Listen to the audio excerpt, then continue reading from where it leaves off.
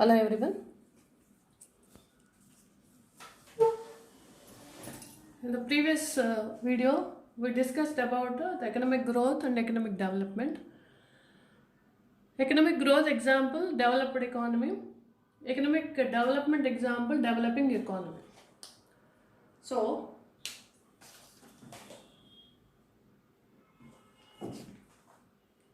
now this is 10 marks question.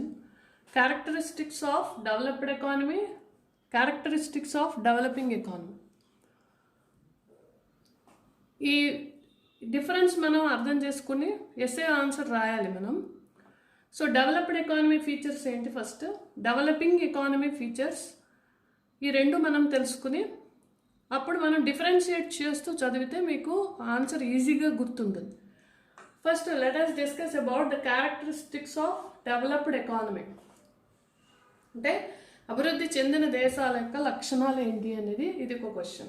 Characteristics of developed economy.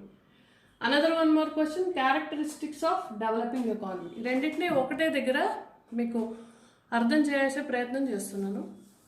First ఇది ఒకటి important, very very important question for 10 marks. ఇది డెఫినెట్గా ఎగ్జామ్లో వస్తుంది ఫస్ట్ యూనిట్ నుండి. డెవలప్డ్ ఎకానమీ, దీనికి ఏం చెప్పుకున్నాం, గ్రోత్కి example developed economy. First feature is or characteristic is significance of industrial sector. So what is the definition we discuss here in the economic growth is increase in real output. అంటే significance of industrial sector in this economy, industrial sector plays a very important role. The contribution of industrial sector than the other sectors is 50%. కాబట్టి వీళ్ళకి growth అనేది possibility చాలా ఫాస్ట్గా ఉంది. So first point ఈ significance of industrial sector. So industrial sector నుంచి 50% ఈ ఎకానమీకి వస్తుంది కాబట్టి they are getting fast growth in the economy. Next, high rate of capital formation. How I get the capital formation high means their income, these are rich countries, so income level is high. In the same way, according to their income levels, savings also high. That's why based on savings we get the investment. Kabatti వీళ్ళ income ఎక్కువ అవడం వల్ల savings ఎక్కువగా ఉంటాయి. Savings ఎక్కువగా ఉండడం వల్ల investment అనేది ఎక్కువ వస్తుంది. ఎంత కంట్రిబ్యూషన్ ఉంది వీళ్ళకి, 20 to 25% ఇన్వెస్ట్మెంట్ అనేది వీళ్ళ ఎకానమీలో ఉంటుంది. ఓకే, సో ఈ investment is nothing but capital formation. Capital formation is nothing but 20 to 25% investment. అంటే 20 నుంచి 25% టోటల్ నేషనల్ ఇన్కంలో వీళ్ళ ఉన్న పర్సంటేజ్ ఎంత అంటే 20 to 25%. Okay, the rate of investment constitutes 20 to 25% of total income. అంటే టోటల్ ఇన్కంలో 20 నుంచి 25% ఇన్వెస్ట్మెంట్ రూపంలో వస్తుంది ఇక్కడ. Next feature of or characteristics of developed economy is use of modern production techniques. అక్కడ చూసాం వీళ్ళు టెక్నికల్లీ గాట్ అచీవ్మెంట్ అని, టెక్నాలజీ హై అడ్వాన్స్డ్ టెక్నాలజీ వాడతారని. అంటే దాంట్లో సైన్స్ అండ్ రీసెర్చ్ మీద ఎక్కువ ఇంపార్టెన్స్ ఉంటుంది. అంటే రీసెర్చ్ అండ్ డెవలప్మెంట్ మీద ఎక్కువ ఫోకస్ చేస్తారు వీళ్ళు. అందువల్ల మోడర్న్ టెక్నిక్స్, మోడర్న్ టెక్నాలజీస్ అనేవి యూస్ చేస్తుంటారు. So modern techniques and skills have become an essential part of economic development process in the developed economies. అంటే ఏంటంటే 2.7% ఇందులో జీడిపి ఎంత, వీళ్ళు టోటల్ ఇన్కంలో 2.7% జీడిపి రీసెర్చ్ అండ్ డెవలప్మెంట్ మీద వీళ్ళు వర్కౌట్ చేసి దాని ద్వారా న్యూ టెక్నాలజీ అనేది ఇంట్రడ్యూస్ చేస్తున్నారు. So 2.7 of GDP on research and development. కాబట్టి ఇది చాలా ఎక్కువ పార్ట్ ఆఫ్ జీడిపి. ఇది లో గ్రోత్ ఆఫ్ పాపులేషన్. అంటే growth rate of population is very low. ఎందువల్ల అంటే ఇక్కడ చూడండి లైఫ్ ఎక్స్పెక్టెన్సీ ఎక్కువ, వీళ్ళ ఇన్కమ్ లెవెల్స్ ఎక్కువ, లైఫ్ ఎక్స్పెక్టెన్సీ ఎక్కువ, దానివల్ల హెల్త్ ఫెసిలిటీస్ ఎక్కువ ఉంటాయి కాబట్టి వీళ్ళకి లైఫ్ ఎక్స్పెక్టెన్సీ ఎక్కువ ఉంటుంది, awareness regarding all the factors ఉంటుంది కాబట్టి వీళ్ళు పాపులేషన్ అనేది తక్కువగా ఉంటుంది. So next fifth one is per capita GNI in dollar, అంటే per capita purchasing power of parities అంటాం దీన్ని. Per capita income is very high, మీరు ఫస్ట్ ఇయర్లో చదివారు. Per capita income in national income by population, అంటే per head income is more. So because of this per capita income వీళ్ళ expenditure levels కానీ, health facilities generate చేయడం కానీ, life expectancy కూడా ఇవన్నీ ఎక్కువ ఉంటాయి కాబట్టి these five are the characteristics of developed economy. So purchasing power parities, it is one of the important feature of developed economies in the high per capita national income. So దీన్ని బట్టి మనం ఏం చెప్పుకోవచ్చు, their purchasing power capacity, their purchasing power is good. So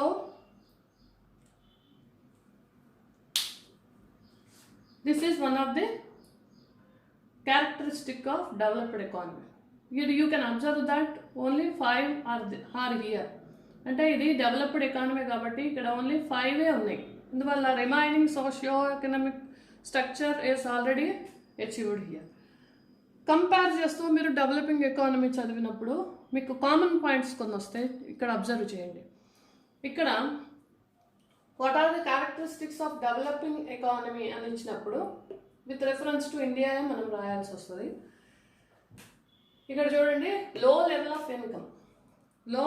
of income is year, అంటే 1/3 of population in the developing economy are below poverty line, that is called BPL, below poverty line.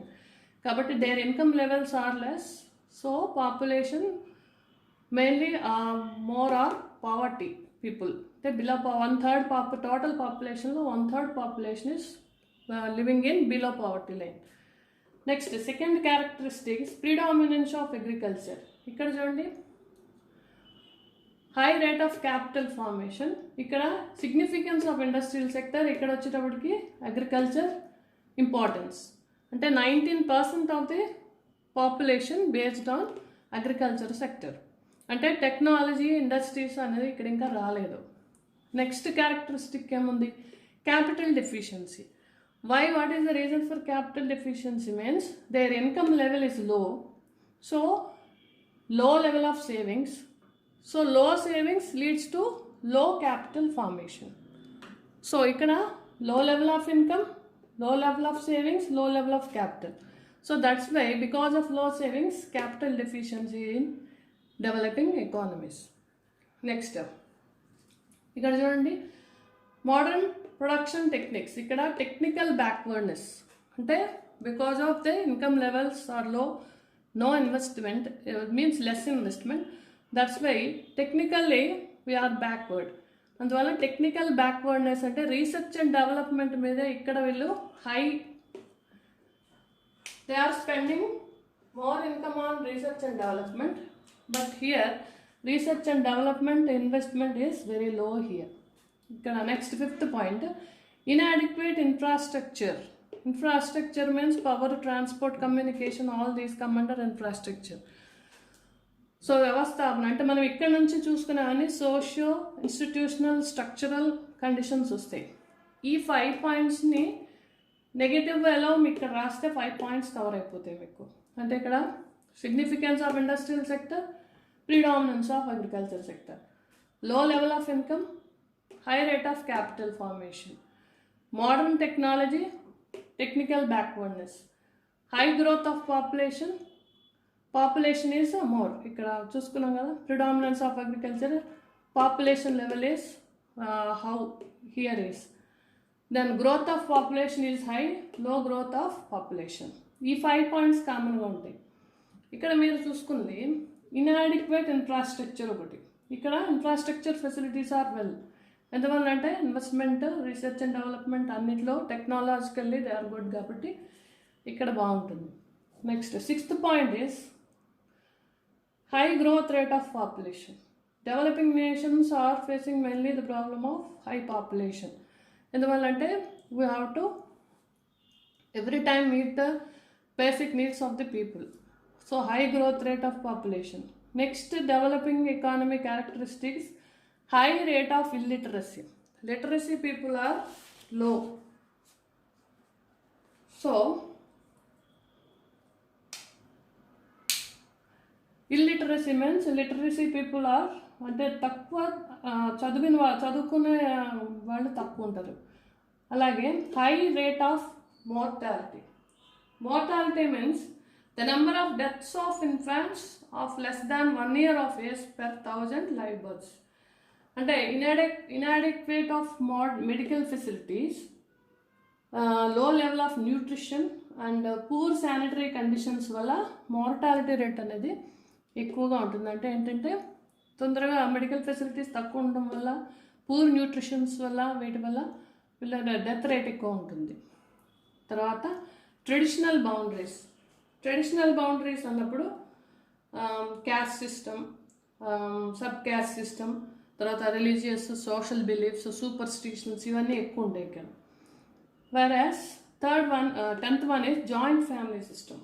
Joint family system అన్నప్పుడు people are living together. దానివల్ల ఏంటంటే లో level of living ఉంటుంది. At the same time earnings అనేవి అందరికీ ఉండవు. ఇక్కడ the number of family burden is more. ఈ జాయింట్ ఫ్యామిలీ సిస్టమ్ అనేది డెవలపింగ్ ఎకానమీ ఒక క్యారెక్టరిస్టిక్స్. ఇక్కడ మీరు ఈ 2 ఎస్ఏ ఆన్సర్స్ని ఎలా గుర్తుపెట్టుకోవాలంటే బేసిక్గా ఈ సైడ్ హెడ్డింగ్స్ అన్నీ బాగా గుర్తుపెట్టుకోవాలంటే ఇక్కడ ఈ రెండింటి కంపారిజన్ ఫస్ట్ 5 వరకు అయిపోతుంది. రిమైనింగ్ మీరు గుర్తుపెట్టుకోవాల్సినవి 7, 8, 9, 10 ఈ 4.